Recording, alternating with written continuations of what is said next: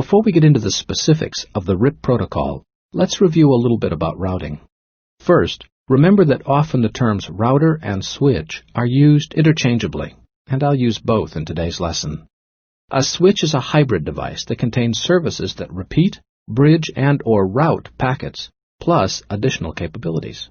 The standalone routers and networks today are gradually being replaced by switches, so even when I use the term router, this can also mean a switch with routing services built in. You may want to review the lesson on LAN devices for a refresher on routers and switches. As we've learned, routers are used to separate networks based on logical assigned addresses. These are Layer 3 addresses, not the static Layer 2 addresses. Using logical addresses, the network manager can create separate networks and subnetworks to divide up users. The division of networks can be done locally or between remote sites. The division of networks results in keeping traffic local and provides higher levels of security by allowing the network manager to decide which users can communicate where. As you know, networks and subnetworks can only connect to other networks via a router. The only way for routers to learn about networks to which they are not directly connected is to exchange this information with their neighboring routers.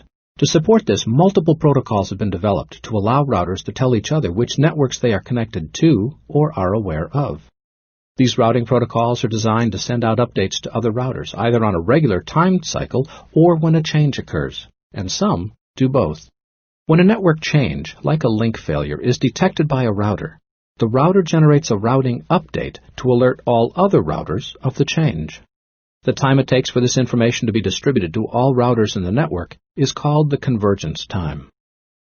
And do you remember when we first learned the term convergence, as it related to routed networks in our routing lesson?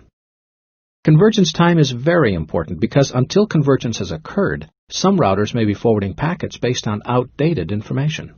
So, obviously, convergence time should be as short as possible.